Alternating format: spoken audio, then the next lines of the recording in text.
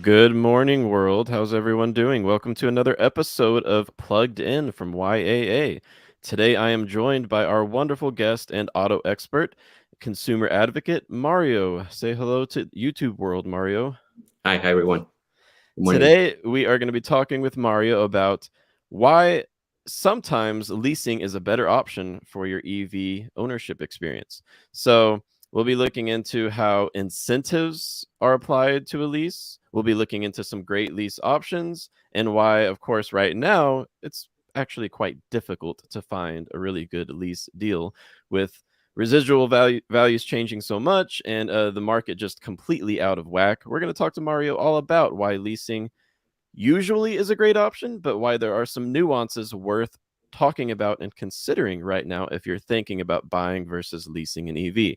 So, good morning, everyone. We have Freddie in the chat. We have Neil. Good morning, Mike. Learning Fast is with us as usual. Good morning. And we're going to start off today's show with a little bit of EV news.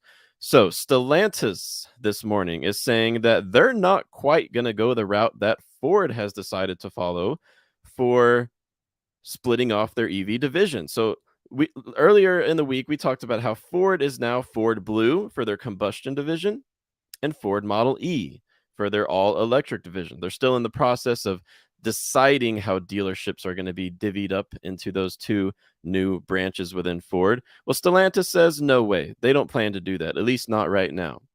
So it looks like Polestar has also gone down that route, splitting off from Geely, at least in some respects, via a SPAC reverse merger. We also know that Volkswagen is thinking about whether or not to do this, but for now, Volkswagen says they're not going to form a separate EV business. So it's just going to be amazing to see what does General Motors do now that their number one competitor here in North America, Ford, has decided to split off their electric vehicle branch. I wonder what General Motors is going to decide to do down the road. Mario, do you have any thoughts on this? What does your crystal ball say?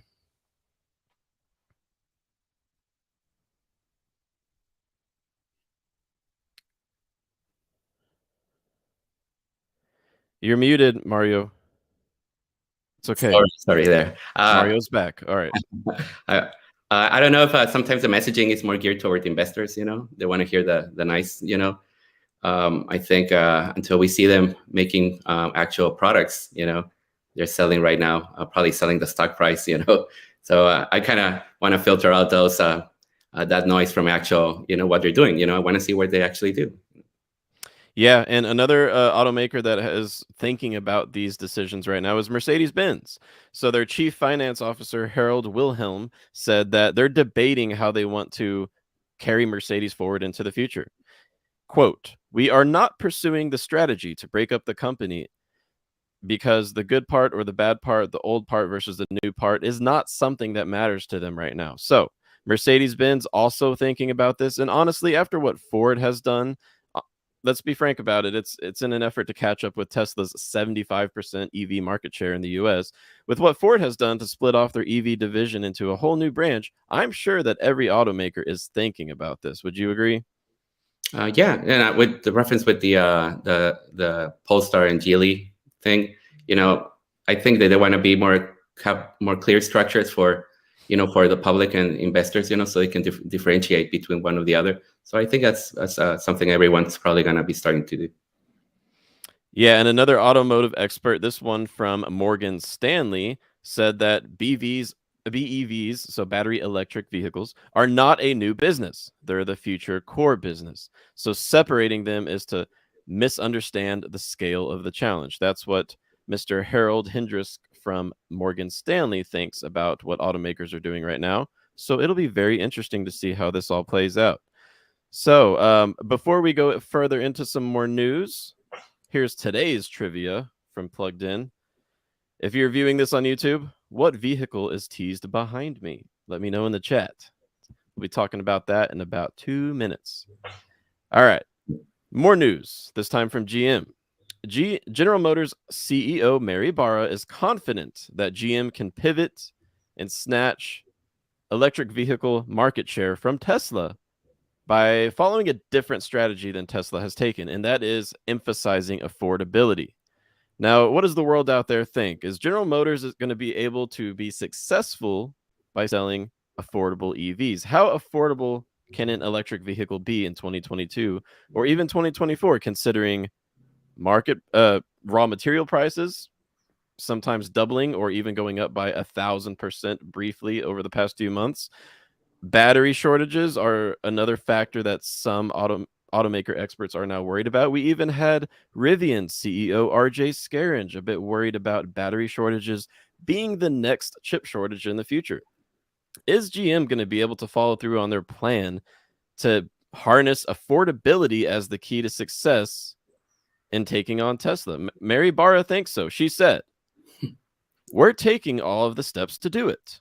We have said that by mid-decade, we will be selling more EVs in this country than anyone else, including Tesla," end quote. So that's a bold statement.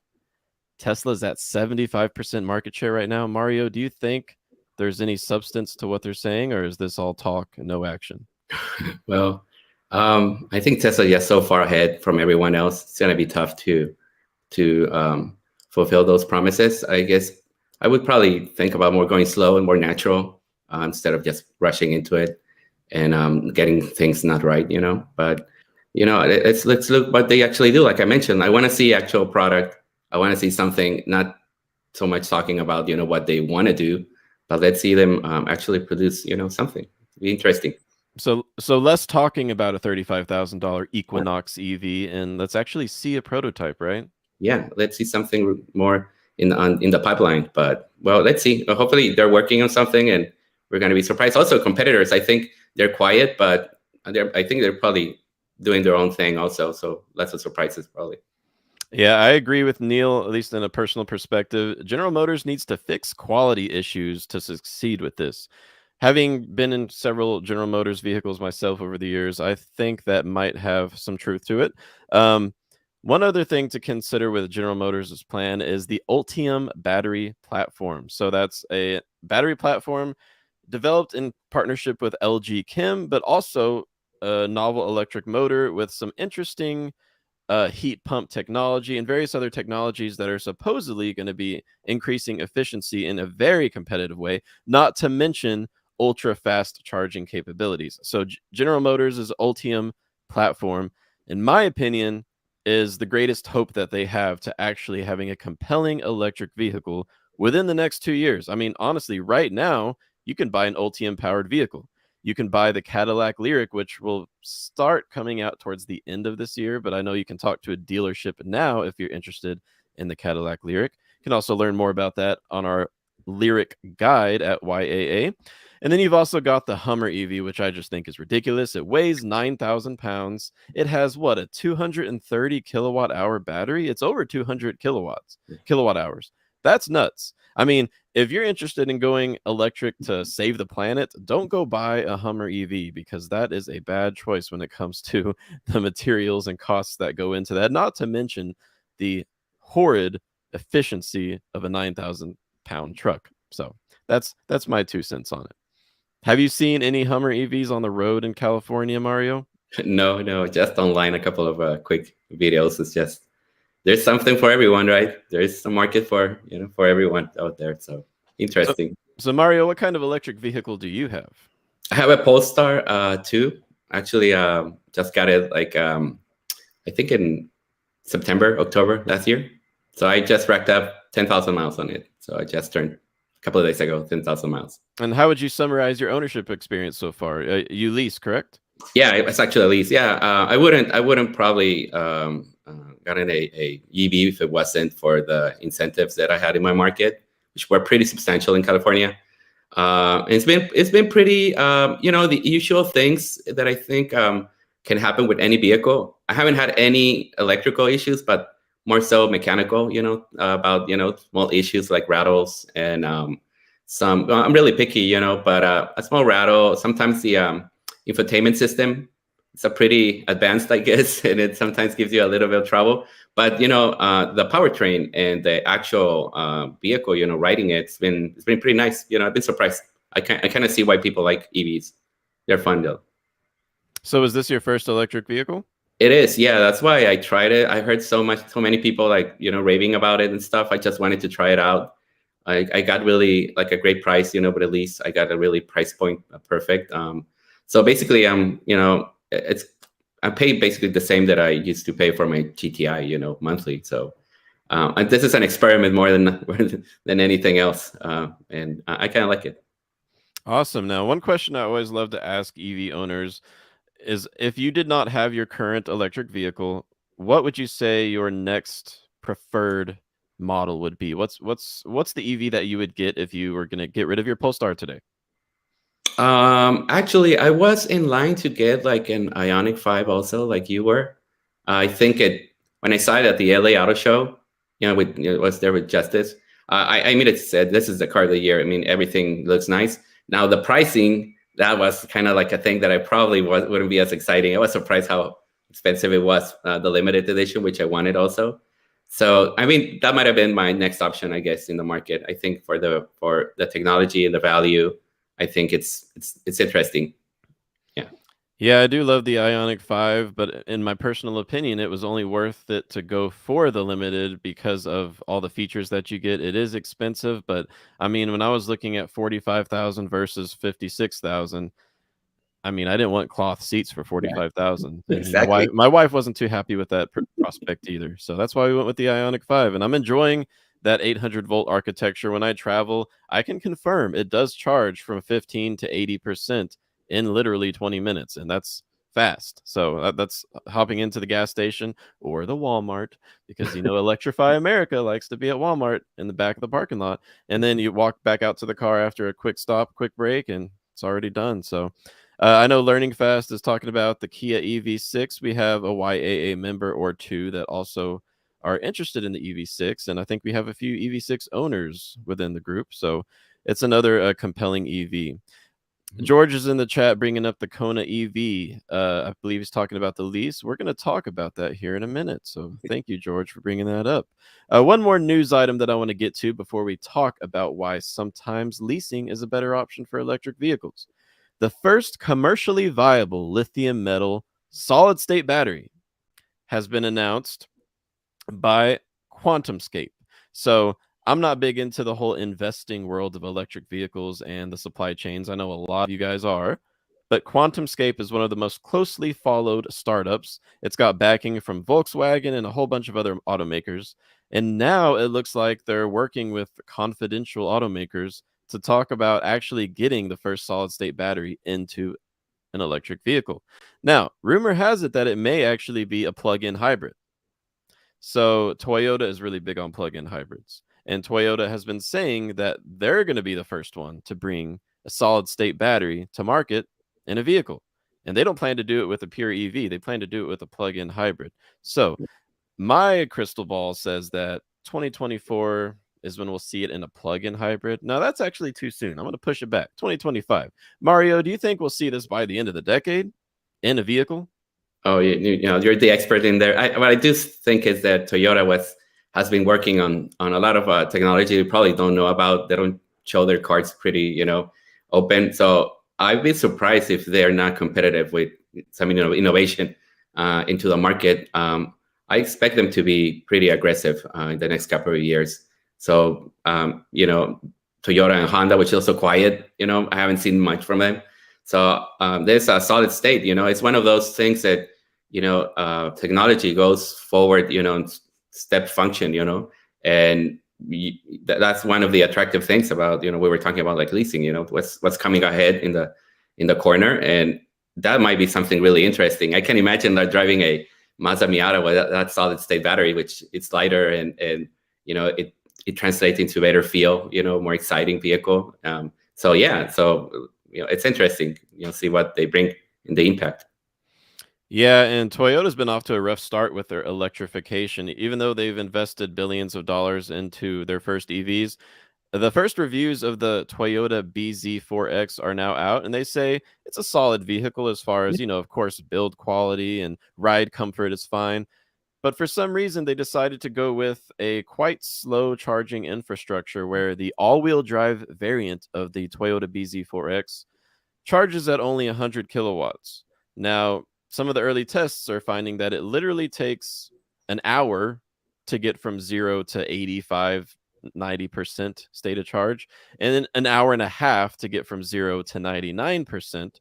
And the reviewer I saw, Kyle Connor, out of spec motoring on YouTube, he never even got to 100%. He was like at a hour and a half and it was still at 99%. So that's not a good start for Toyota, but knowing that they're the behemoth that they are in the automotive industry, I'm sure they've got some trick up their sleeve, right?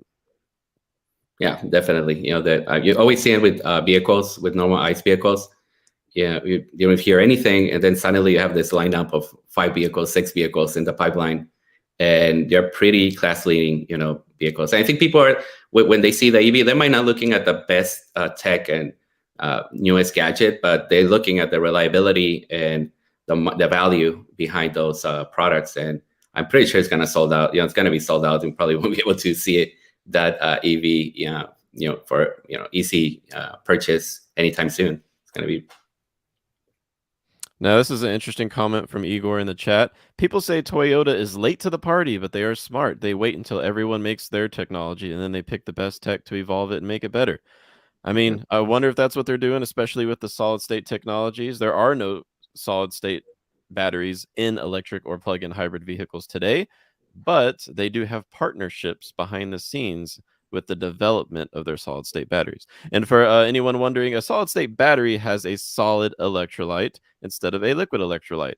And in theory, it should be able to have greater durability, greater energy density, which is important. That means you can get more energy out of the same size battery, right?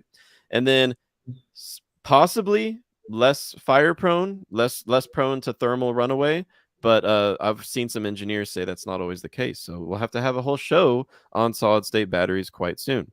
Now, let's talk about leasing. So this is what we're here for today. Leasing an electric vehicle. So I purchased my Ioniq 5. Now there's one big reason why I did not consider leasing it, and that is EV incentives don't always translate to a lease. So this is one of the many things we're going to talk about with you today, Mario, and I'm so glad you're here. Could you just summarize for us? Why is leasing worth considering for those who are interested in EVs? From the money perspective, you know, Yeah. payment perspective, that's one angle, and the other is from, you know, shielding yourself from, you know, obsolete technology, right? So two different angles. On the first one, I mean, if you are able to find a vehicle like the Niro, the Kona, there are just a couple, not so many of them, that do pass through the $7,500 EV rebate for people who are leasing. That actually is a big impact to your payments, because the $7,500 is spread out during a shorter time frame, so 36 months. So you actually get, you know, a greater benefit on your monthly payment, a greater reduction. That used to be way more common back before, you know, pre-COVID, pre-mortgage. Like I remember e-trons, Hyundai e-trons for, you know, $300, $400 a month. You know, these were $70,000 vehicles. Who doesn't remember the special $99 i3, BMW's i3? You remember? So that was actually a big engine of promotion. Leasing has always been a good way of actually promoting adoption of EV vehicles. But the current market has actually has created very limited options for people who are leasing.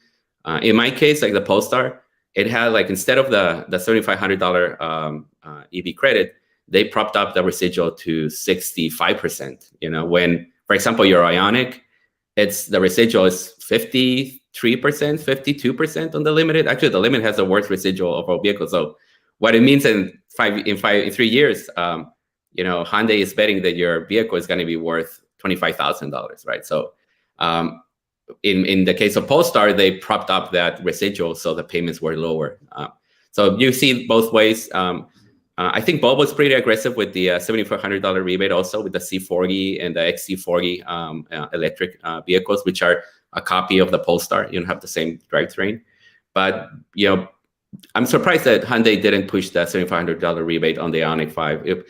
They just know that it's such a high demand that they're not, you know, they're not motivated. They can just keep it, right? So Yeah, so if you're able to find a vehicle that has that 7,500, that's a lease option. That could be it. If not, I definitely say go with the purchase and claim that 7,500 on your taxes. You're probably going to do way better that way. So, quick question for the viewers: what is a residual, and why does it matter? So, what is the residual? Yeah, the residual value is what, you're basically paying for the depreciation during a lease. So when you enter into a contract, the lending company has very smart people who actually they calculate what the actual vehicle is going to be valued in 3 years, based on the mileage, So you pay for that depreciation. That's a big chunk of your lease payment. The other chunk is the actual rent, the financing side, right? So the higher the residual, like a Tacoma or like a Wrangler, the lower the payment's gonna be, because you're paying 20%, depreciation during 3 years. So that's one element, right? The other is money factor, the actual interest. It used to be pre-pandemic, pre-shortage, that it was free. There was free money for most people who were leasing, just as an incentive. But now you're seeing 5%, 5.5%, 4%. So depreciation plays a big role in whether it's good to lease or it's not good to lease. Now, when you leased your Polestar, did they pass along any Electrify America free charging incentives for a lease, or is that only if you purchase? No, it goes with the car, whether lease or purchase. You get the 2 years. I think it's 2 years. Yeah, 2 years free, 30-minute sessions on Electrify America. That's so great. Yeah. Depending on how much people drive, you can possibly save a few $1,000s over a few years of complimentary free charging. So that's definitely something that should not be overlooked if you're thinking about breaking even and whether or not it makes financial sense to go with an EV versus an ICE vehicle. Although they typically have, or almost always have, higher sticker prices, depending on how much you drive and how affordable your electric vehicle is. Incentives, including free charging incentives, can make a big difference. Yes, in California, for example, you get $750. It's a rebate, the clean air. Then you get $4,500 from the state, based on your income. You could get $2,000 to $4,500. So then you have have almost $5,250. During a 36-month lease as incentives. It varies. New Jersey has been pretty active on those incentives. So as the thing is that now demand is so high that probably they're not so interested in promoting, adoption right now. But it used to be, in those programs, if they're available in your state, they're like a great way of actually factoring those incentives on a shorter term to maximize the price, your price point. Now, it's important for everyone to understand that the largest incentive for EVs right now is the $7,500 federal EV tax credit, up to $7,500, depending on your individual tax liability. Now, it's important to understand that if you're leasing, that incentive typically is not passed on to the consumer at all. The automaker may decide to apply some kind of additional incentive to your bottom line, correct? Or is that usually not happen? What do you think, Mario? It just depends on the vehicle and also the lender. Some lenders will claim it and keep it, and they won't pass it to the actual lessor. But the other way that they can do is propping up the money, the residual, like I mentioned, or it could be a limited mix. Like instead of 7,500, they'll give you 5,000, right? So it is a lease cash applied as a cap cost reduction, as a rebate, right, on the purchase amount of your vehicle. And we've got Nick in the chat, says Oregon has a $2,500 incentive plus up to $5,000 depending on income. Nick, I'm glad you brought that up because we actually have an article coming out Monday all about this, the best state incentives for EVs. I've been doing the research, I got it all figured out, and I'm going to share that with the world on Monday. So be looking out for that. Thank you, Nick. Now, Mario, let's talk Tesla, because we know that, as we've seen, 75% of EV purchasers in North America go for Tesla. What's up with their leasing program? I know they've made some changes lately. Is leasing a Tesla a good idea at all?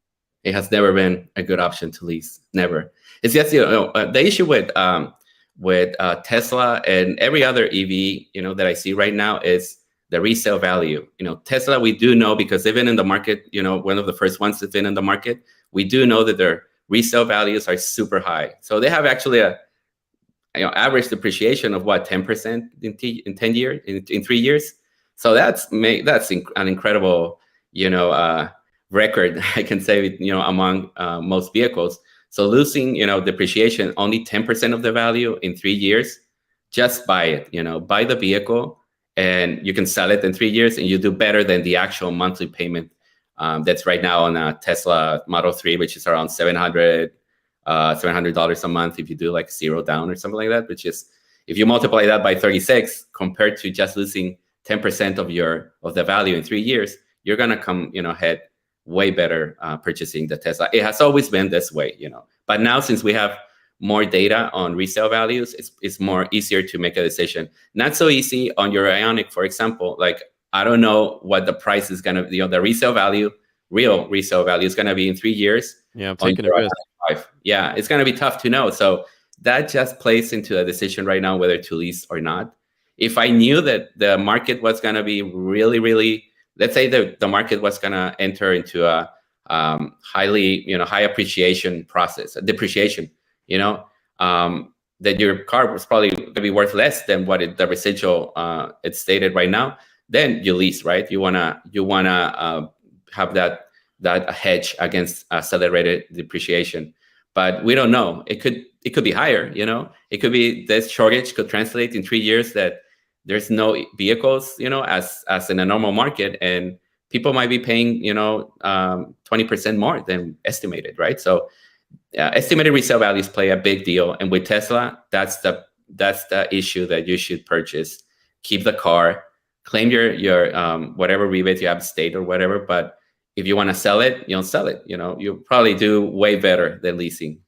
I mean, honestly, I care so much about electric vehicle adoption, and I hope that EVs become more affordable for everyone.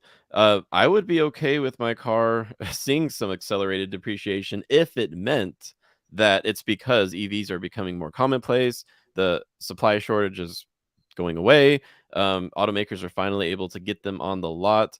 I'd be okay with that, because honestly, the reason I waited so long to buy my first EV was because I was waiting for one that I would want to keep for a long time. So I don't plan on selling my Ioniq 5 anytime soon. So yeah, it's just an interesting aspect to consider. If you're thinking about paying over MSRP and just eating the dealer markup, if you plan on selling that vehicle within 5 years, you should probably be trying your very best to avoid dealer markups, because you're going to be facing even greater accelerated depreciation if you paid over market value for that car. What if the market goes back to normal in 3 or 4 or 5 years? You're just going to have to understand that extra money that you paid over MSRP, it's gone, and you're not going to get it back. Wouldn't you agree?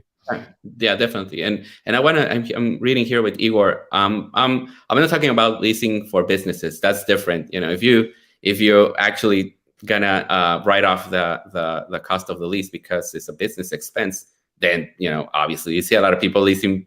Probably because of that. But yeah, I'm reading here a comment with Igor about it, and I think he's correct. So, but yeah, on the other side, that value. I think anything that's new technology. I mean, I remember the Mirai. For example, I don't know if you know about the Mirai. Here in California, it's pretty. It was one of the test beds for hydrogen-powered fuel cell vehicles, like the Mirai. Everyone, leased the Mirai. But then when you saw those cars on the lot after 3 years, they were selling it for free. They were giving you $15,000 of hydrogen, and the car was for sale for $15,000. A vehicle that retailed for, I don't know, 60,000. It was super, super. Like you see that depreciation, and I'm kind of a bit worried. So either keep your car for more than 5 years, plan, on spreading out that depreciation on longer term, or lease if you really, really want something new in 3 years or in 2 years. You might be paying the premium, but just be ready, hedge against that depreciation, and just get a new vehicle in 3 years when the market's better and probably have better options. And one more thing to mention about Tesla is that as of last month, they no longer allow you to buy out the lease once your lease term is over. Like, you have to give it back, correct? Yeah, a lot of people were using the lease and What I know is that they closed that option a while back, and they actually closed the third party selling back in November, which had like a bigger impact because people were buying it and they weren't paying sales taxes and they were like flipping it. So that was like a big thing that people were actually doing, and actually just constrains the supply even more because you have speculation in there. You people buying 2 Teslas, one to keep, one to sell. And that actually compounds the problem for everyone. But so they closed that option. It's interesting, I don't know why the reason behind it. I think that they have their good reasons.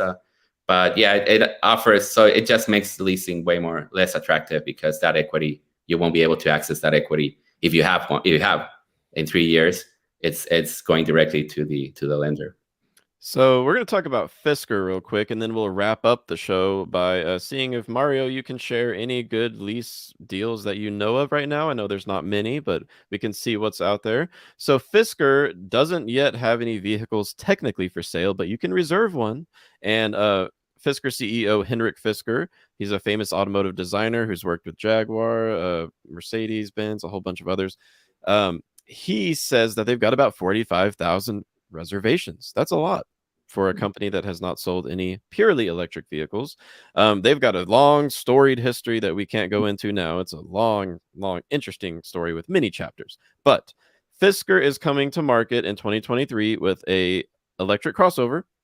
And what they're offering, in addition to purchasing the vehicle, is what they call the Fisker Flexee lease. And you can learn all the details about that concept at YAA over at joinyaa.com. Just search YAA Fisker Flexee lease. And it's a really interesting concept. What they plan on doing is basically allowing you to bail out of the lease at any moment. It's essentially renting the vehicle month to month. There's not a term. It's just a month-to-month rental, but they call it a Flexee lease. So I wonder if they'll be successful with that. I wonder what the benefits of that are. We don't really know enough about it yet to really speculate, but it's just going to be interesting to see if this is something that differentiates Fisker. And I know that right now, one of the main limiting factors for Fisker's business is that they're essentially relegated to the coasts, the West Coast and the East Coast, because where I live in West Virginia and most of Middle America, you're not able to have a Fisker service center anywhere near you. That's another reason why I didn't look into Tesla, because the nearest service center is 3 hours from where I live. So just something to consider if you're looking into EVs. Where would you get service if you need it? Now, thank you, Mario, for being here today. Let's finish up by talking about a few of the best EV lease deals. Do you know of any in the market right now? It's really tough. I was mentioned to you earlier before the start of the show that, in this market, there's no deals right now, but there's fair offers that you can negotiate on some EVs and hybrid. I'm looking more at hybrids right now. I'm seeing better price points getting into hybrid vehicles and EVs just because supply and the cost is so high with EV vehicles. But from an EV side, I see a couple of people here in the comments, that Kia Niro has always been a winner. The Kia and Hyundai, the Kona Niro, they're the same, right? They've always been leaders, and actually test drove one last year, and I kind of liked it. Very nice for the value. Not a fan of the style, but the price point was pretty good. You're looking at 300. You be careful with those 199 specials. You gotta read the fine print. It isn't as nice as it is, especially if it doesn't include any taxes or any other inception fees, and there's down payment involved or in this dealer participation. But it's still nice. I mean, for what it is, the Niro and the Kona are solid options. On the hybrid side, I purchased a Wrangler 4xe, which is the hybrid version of the Wrangler Sahara Unlimited. That's still a great option there for what it is. It's a $60,000 vehicle. You can lease for $400 a month or lower if you're not so picky with options, which kind of creep up really quickly. But that's one. We do see some other. I mean, the Polestar has still been, I think, competitive. That's an option. Not everywhere. They're not everywhere. Right now, but wherever you find them, they're a good option. But not many. We're not seeing many offers right now. Besides, some popular hybrids and those 2 or 3 EV vehicles right now. And the Kona and the e-Niro are great options, especially for around town. You can road trip with them. They get about 240, 250 miles on a charge. However, they charge a bit slower than I would say average in 2022, I believe at about 50 to 100 kilowatts. So you could travel with them, but you'll have to be spending 50 minutes to an hour at chargers about every 200 miles on the highway. So just something to consider, but they are great vehicles for around town. And honestly, a lot of Kona and e-Niro owners are really happy with their vehicles. So it's a great option to consider. It is. It is. I liked it actually. And when I was looking at the just looking, because I was initially, I'm a hatchback guy. You know, that's I've always been. I have like a 4 generations of the GTI before that, and I was looking at the actually the Kona, you know, as an EV, something like a hatchbacky. But yeah, it's more geared toward, you know, around town, something less. It's not so nice if you need it to quick charge and stuff. But yeah, I think you're spot on that assessment. Yeah, the efficiency numbers with these EVs, although they're not like often the more attractive EVs that we see in the market, they're not that pretty. Let's be honest. No offense to any Kona or Niro owners out there, but it's not a Tesla. But they have amazing efficiency, and that's pretty wild. I mean, Yeah, around town, 5 to as much as 8 miles per kilowatt hour. Yeah, I get about 4 miles per kilowatt hour around town in my Ioniq 5. So there's definitely some benefits to driving that vehicle around, and I mean, it's a good option to consider. that's a great point. I think that it's just the software side, they got it right and they've been perfecting it because it's been out so much time. But yeah, I think you're spot on. That's one of the things that I kind of liked about the Kona and the Niro. And I'm seeing here with Igor, you know, the EQB. I'm you know, luxury vehicles right now. There's no deals on luxury vehicles, ICE or EVs, but you know, Audi with the e-tron and all the variants, the Q4, and Volvo with the C40 and the XC40, there might be like reasonable vehicles to lease instead of buy, because the difference is not going to be that big, and they actually depreciate very, very fast. I mean, Volvo is known for, you know, rock bottom resale values. You know, but before that, you know, a couple of years ago, it wasn't uncommon to see $14,000, $10,000 of lease cash on the hood of every vehicle. So you can get it to that price point where it's competitive. So yeah, I think if you have like the Q5, also like the hybrid, like the 55E, that's also a nice. There's no stock of those vehicles, but if you're lucky to get on the list or to source one of those vehicles, and you're into a luxury about that price point, you know, 60,000, 50,000. I think those are good options, Justin. I mean, I'm looking more about deals. When I look at deals, it's a lower payment for the value.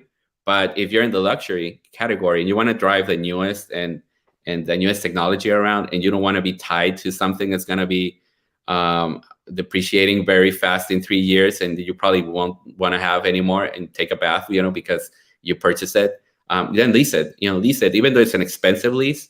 I think it's better to hedge by leasing instead of buying those luxury brands like the e-trons or the Q4s. The e-tron probably is, because it's so expensive, it's probably better to buy it. But the other ones like the Volvos, along with the Polestar, I think they're good options still. So do you have any parting advice for drivers out there who are thinking about leasing an EV?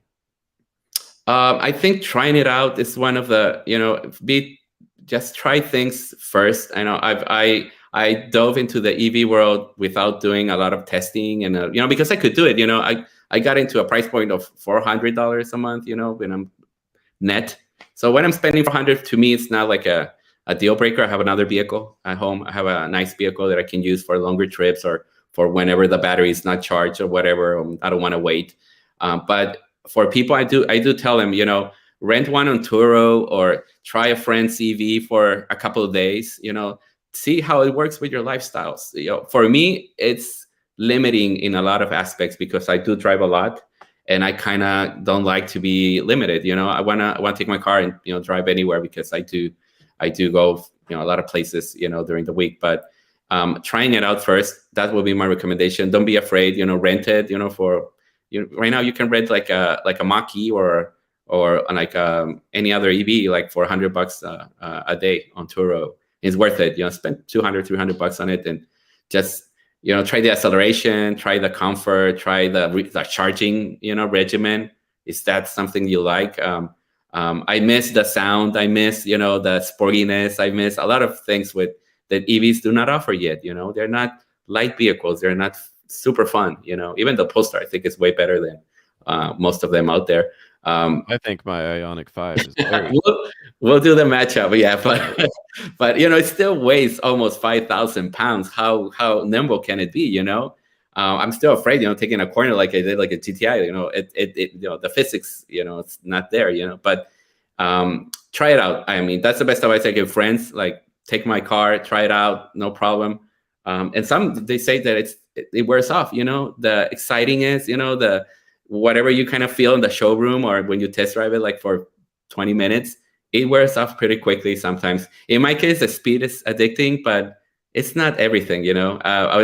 I would probably go back to, before they disappear, I would probably go back and get a B8 or something that's before they don't exist and go the way of the dinosaur. So yeah, I love how silent my electric vehicle is. I love that. I love the ride comfort. I love how it's silent. I know. I miss the sound is such an integral part for me of driving that, oh man, I think that's one of the biggest things that I miss, from having my other cars. Well, but yeah, the other pluses, it goes 0 to 60 in 4 seconds. That's fun, right? That's a whole second quicker than me. So yeah. Well, thank you so much, Mario. It's been an amazing show, and I know a ton of useful info was shared with everyone today. So thank you for what you do for all of the YAA community and car buyers around the world. So thank you so much. And make sure that everyone joins us at the YAA community. You can go to joinyaa.com. We even have an electric vehicle forum where we've got people every single day asking questions, sharing information, and I'm always on there, and Mario is always on there too. And we're always trying to help the world learn what it's like to live with an electric vehicle, because it is different. And of course, YAA family, if you're listening to this live, be sure to check out the Ray and Zach show in just 15 minutes. I'm sure they've got an amazing show on the deck for us today. So everyone, have a great weekend. Thank you so much, Mario. And next week, we will see everyone again. Bye-bye. See you guys. Thank you. Bye.